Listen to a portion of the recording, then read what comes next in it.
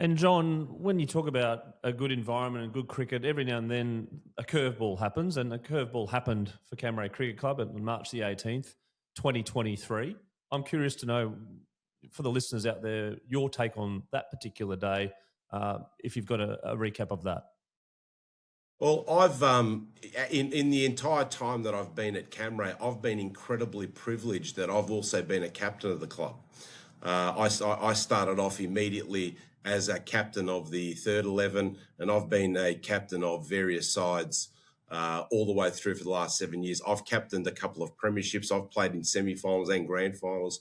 March 18, 2023 was a happy occasion because our first 11 had made it to it's called the Jack Quick Grand Final, which is the B grade, as in the grade just prior to the Premier grade, the JICA Shield. So you win that grand final, you get into JICA Shield. Very important game. In fact, you'd find from a lot of the pundits or a lot of the competitors within the North Metro comp that the JICA Shield grand final is almost more important than the Jack Shield Grand Final is more important than the JICA Shield Grand Final. But it was a happy occasion. We had a lot of people there. It was a great. We would have had more than 100 supporters cheering on our side. We've made the grand final. It was a terrific occasion, and it meant a lot that our club had rebuilt to the extent where we're on the cusp of being in the best grade in the competition. Should we win that grand final? So. It was an awesome occasion. I was, as a spectator and as a captain of the club, I was absolutely rapt to be surrounded by happy supporters, happy spectators. Players were zoned in. It was great until what we're going to discuss occurred. And John, would you like to discuss that now? Obviously, if people Google things, Camrea comes up in some instances. But this is a very open and frank conversation. I'm curious to know what you saw and how you described that afternoon. Well, look, like all grand finals, it was pretty tense. The game was being played pretty hard and pretty fair. It was actually a really good game to watch. We were fortunate that we'd made some pretty good inroads into the opposition's batting. We'd dismissed them. I think off the top of my head, we'd dismissed them for 80, which it's a pretty low score for a grand final. It's under one-day rules. I think it was 40 overs a side anyway. But a lot of positivity going into the batting. We had a minor collapse.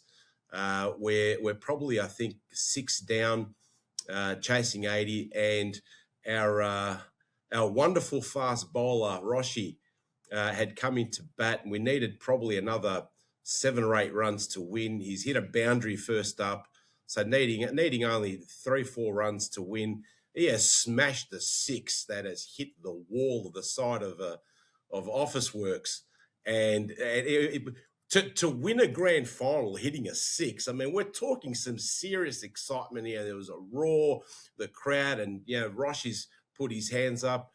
Chatura, who's on the other end, he's put his hands up, acknowledged the crowd, and it was just a sensational feeling. And I watched it all, and then all of a sudden, chaos unfolded.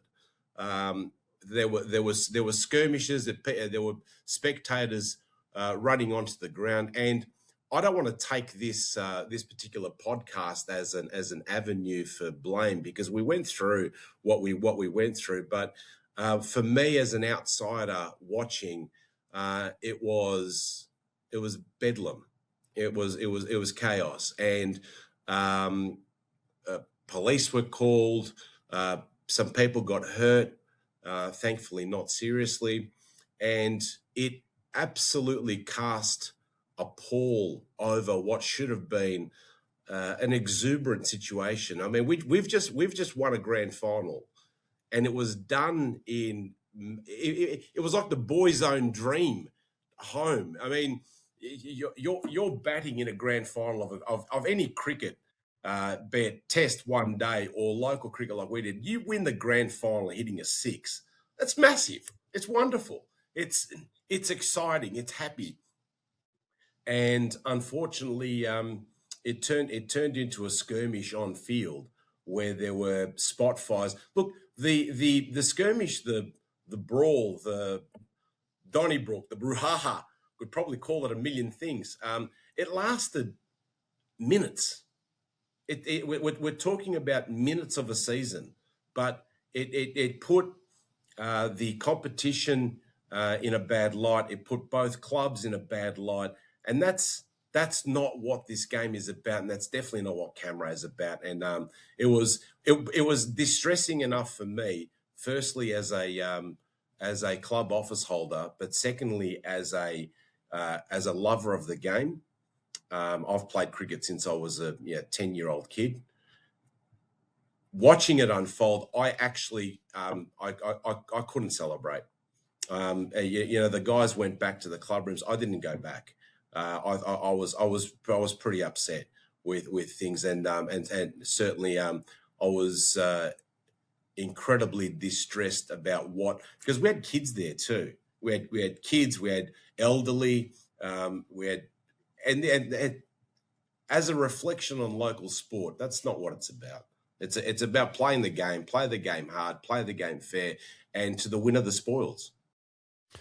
And John, the euphoric high to within seconds and within minutes of just what happens, as you mentioned, very distressing for you. The next day, thinking about that as the club captain, what was going through your brain the days after? Oh, look.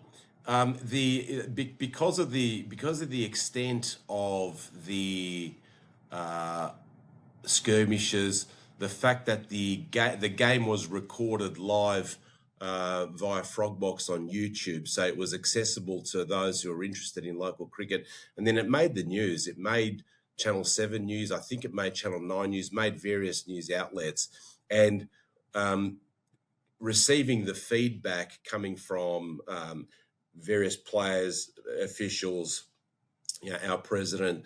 It was all quite distressing. It was.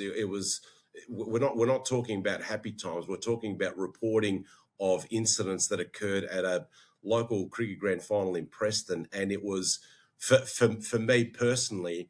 All I could see was that there were going to be some ramifications that came from this, and those ramifications, rightly or wrongly, we're going to affect not only the club but also the way the club's viewed.